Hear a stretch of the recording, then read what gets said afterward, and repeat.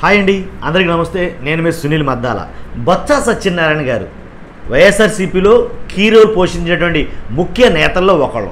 బొత్స సత్యనారాయణ గారు చుట్టూ భారీ కుంభకోణం స్కామ్లు అయితే కనుక ఆయన ఇరుక్కోబోతున్నాడు అని అంటే ఎలాంటి సందేహం లేదు.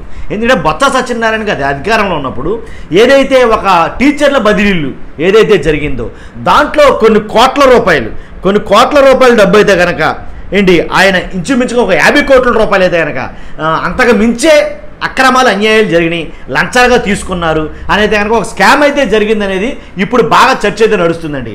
ఏంటి అసలు స్కామ్ ఏంటి? బొత్స సత్యనారాయణ గారు భారీ కుంభకోణంలో ఎలా ఇరుక్కోబోతున్నారు? ఇవన్నీ తెలుసుకో ముందు ప్లీజ్ నాది రిక్వెస్ట్ ఉంది, నాకు మోటివేషన్గా ఉంటుంది, మీరు లైక్ చేయండి. ఎందుకంటే లైక్ చేస్తే నాకు కొంచెం మోటివేషన్గా ఉంటుంది, మర్చిపోద్దు. అలాగే మీరు ఈ వీడియో ఎండ్ వరకు చూసి మీ అమూల్యమైన అభిప్రాయాన్ని కామెంట్ రూపంలో తెలియజేయండి. మర్చిపోతూ కొత్త వాళ్ళ ఖచ్చితంగా సబ్స్క్రైబ్ చేయండి. ఎందుకంటే ఇలాంటి ఇంట్రెస్టింగ్ పొలిటికల్ టాపిక్ వీడియోలు పార్టీలకు అతీతంగా మేము ముందుకు తీసుకురావడానికి ప్రయత్నం చేస్తుంటాను. ఇప్పుడు బొత్స సత్యనారాయణ గారి గొడవ ఏంటంటే కనుక బొత్స సత్యనారాయణ గారు భారీ కుంభకోణంలో ఇరుక్కున్నట్టే, ఎలాంటి డౌట్ లేదు దాంట్లో. ఎందుకంటే తీగలాగితే డొంక బయటపడింది అన్నట్టు ఒక్కొక్కటిగా అయితే కనుక ఆల్రెడీ ఆ పనులు స్టార్ట్ చేయడం జరిగింది అని అయితే కనుక చెప్పొచ్చు. కాబట్టే దానికి సంబంధించిన ఏదైతే టీచర్ల బదిలీలో కార్యక్రమం ప్రక్రియ ఏదైతే ఉందో దాన్ని వెంటనే నిలిపేయాలని టీడీపీ అధినేత చంద్రబాబు నాయుడు గారి నుంచి ఆదేశాలు వచ్చినట్టు, కాబట్టి దానికి సంబంధించిన విద్యాశాఖ వెంటనే ఆ బదిలీలన్నింటిని కూడా నిలిపివేసినట్లుగా వార్తలు అయితే కనుక వస్తున్నాయి. దీంట్లో వాస్తవం ఎంత ఉంటుంది కనుక ఏంటంటే కనుక మేము డబ్బులు ఇచ్చాం బొత్స సత్యనారాయణ గారికి. ఎందుకంటే మాకు పలానా చోట బదిలీ కావాలి, మాకు పలానా చోటకి ట్రాన్స్ఫర్లు కావాలి, కాబట్టే మేము బొత్స సత్యనారాయణ గారికి డబ్బులు ఇచ్చాం.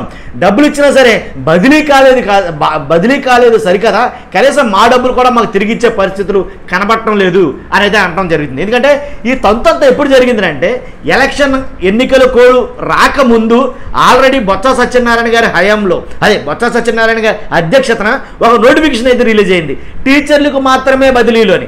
కాబట్టి ఆ బదిలీలో బాపతగా ఎంతమంది అయితే సుమారు నాకు తెలిసి కొంతమంది అంటే కొన్ని వందల మందికి బదిలీలు అవసరమైంది మళ్ళీ.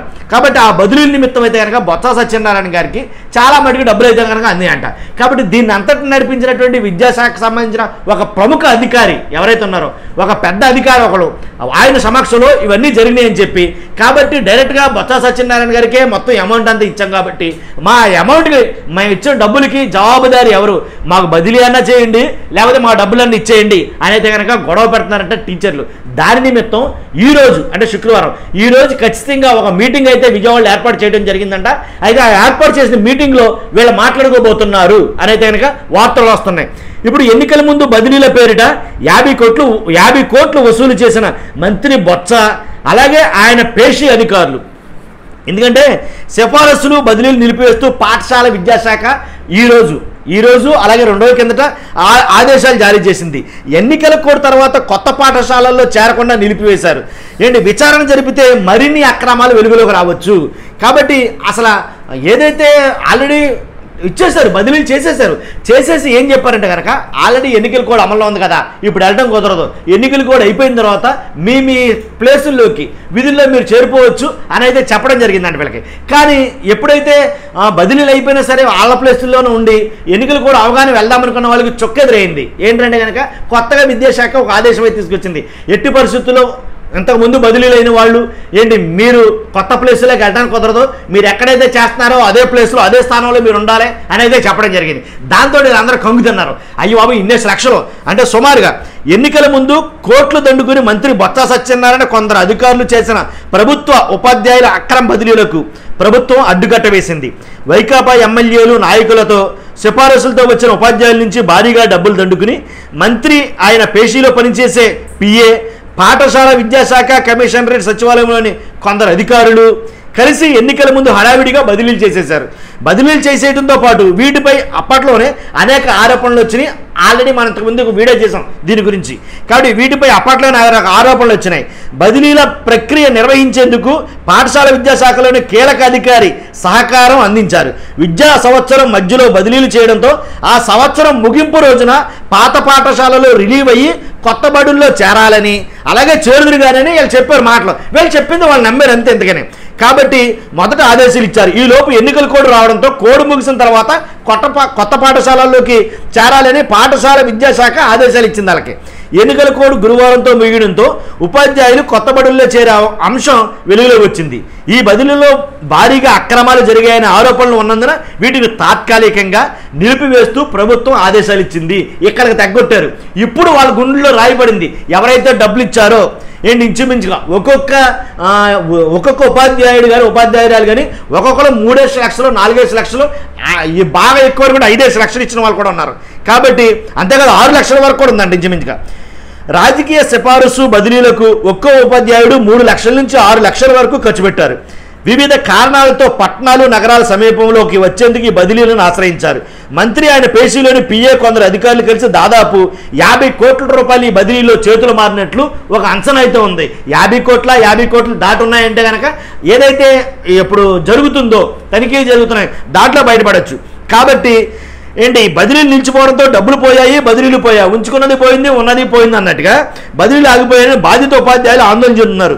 రాష్ట్ర వ్యాప్తంగా దాదాపు 2000 మంది వరకు ఉపాధ్యాయులు బదిలీల కోసం డబ్బులు చెల్లించినట్లు ప్రచారం సాగుతుంది.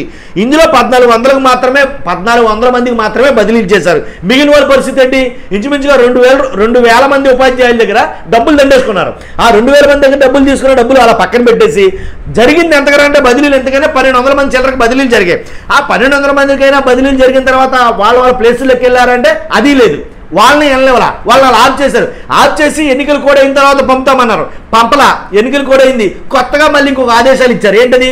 అబ్బాయి ఎట్టి పరిస్థితులు మీరు ఎక్కడ వాళ్ళు అక్కడ ఉండాలి, గప్చి బయటకు వెళ్తా కుదరదు, ఎక్కడ ప్లేసులు అక్కడ ఇయ్యే అనే ఒక ఆదేశాలు ఇచ్చారు. దీంతో వీళ్ళకేమో వెలక్కాయ పడ్డట్టు అయింది. అదే పరిస్థితి. కాబట్టి వీరిలోనూ కొందరికి పోస్టులు లేకుండా పోయాయి. డబ్బులు ఇచ్చినా బదిలీలు కానీ కొందరు ఉపాధ్యాయులు శుక్రవారం అనగా ఈరోజు విజయవాడలో ఆందోళన చేసేందుకు సిద్ధమయ్యారు. ఆల్రెడీ మీటింగ్ జరుగుతుందంట. దాని విశేషంగా తెలియదు, వస్తే కనుక నేను మీకు చెప్తాను ఖచ్చితంగా. కాబట్టి ఇలా జరిగిందండి. ఒక్కోసారి అందులో అసలు ఈ తంతంత ఎందుకు జరుగుతుంది? ఎప్పుడు ఉపాధ్యాయులు బదిలీలు జరిగినా సరే ఏ గవర్నమెంట్లైనా ఉపాధ్యాయులు బదిలీలు అంటేనే డబ్బులు చేతితో పట్టుకుని వెళ్తా ఉంటారు ఉపాధ్యాయులు. ఎందుకు అసలు ఈ విధానమే నన్ను అడిగితే చాలా చెత్త విధానం, పరమ చెత్త విధానం. కాబట్టి ఉపాధ్యాయుల బదిలీలు అంటే ఎవరికి అవసరము, ఎక్కడి నుంచి ఎవరికి అవసరం ఏంటి క్షుణ్ణంగా పరిశీలించి దాని మీద ఒక కమిటీ వేసి విద్యాశాఖ కమిటీలోనే ఒక కమిటీ వేసుకుని దాని మీద ఎవరెవరికి బదిలీలు అవసరం, ఎక్కడికి అవసరం, దేనికి ఏంటంటే క్షుణ్ణంగా తెలుసుకుని వాళ్ళ సర్వీస్ ఎంత, అక్కడ చేసిందంతా, ఎందుకు బదిలీ చేయాలనుకున్నారు, ఎందుకు వెళ్ళిపోతున్నారు ఆరాలు తీసుకుని అలా బదిలీ చేస్తే అదొక పద్ధతి విధానం ఉంటుంది. అలా కాదు, మా బామ్మర్దే 4 ఎత్తడు తీసుకో బదిలీ చేసాయి, మా అమ్మాయి 5 ఎత్తడు తీసుకో బదిలీ చేసాయి, ఇలాగా దొంగ తిరుగుడు బదిలీలు ఆంధ్రప్రదేశ్ విద్యా వ్యవస్థలో బాగా ఎక్కువైపోయినాయి. కాబట్టి బదిలీలు అనేసరికి ఎప్పుడైతే విద్యాశాఖలో బదిలీలు ప్రారంభమయ్యాయో అప్పటి నుంచి కోట్ల రూపాయలు తింటున్న అధికారులు చాలామంది ఉన్నారు. నిజంగా ఇది ఒక రకంగా ఒక వ్యాపారంగా మారిపోయింది అంటే ఏమాత్రం సందేహం లేదు. మరి దీని మీద పూర్తిగా విచారణ జరుపుతారా? పూర్తిగా విచారణ జరిపిన తర్వాత తెలుగుదేశం మళ్ళీ ఈ విధానాన్ని రద్దు చేసి మళ్ళీ కొత్త విధానంతో మళ్ళీ బదిలీలు అంటే కనుక మళ్ళీ డబ్బులు తేవాలా ఏంటనేది అర్థం కాకుండా ఉపాధ్యాయులు పరిస్థితి అయోమయంగా తయారైంది.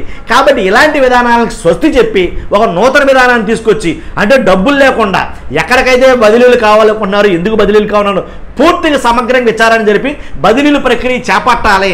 అది కూడా నిష్పక్షపాతంగా ఉండాలంటే ఈ బదిలీల ప్రక్రియ ఏ కలెక్టర్ అధ్యక్షంలో జరిగితే కనుక ఇంకా చాలా బాగుంటారనేది మన అభిప్రాయం. చూస్తున్న మీరు అందరూ కూడా మన అభిప్రాయంతో ఏకీభవించినట్లే కనుక ఖచ్చితంగా లైక్ చేయండి. మీ అమూల్యమైన అభిప్రాయాన్ని కామెంట్ రూపంలో తెలియజేయండి. సదా దాన్ని నేను గౌరవిస్తాను. కొత్త వాళ్ళైతే కనుక ఖచ్చితంగా పక్కాగా మన ఛానల్ని సబ్స్క్రైబ్ చేయండి. Thank you very much.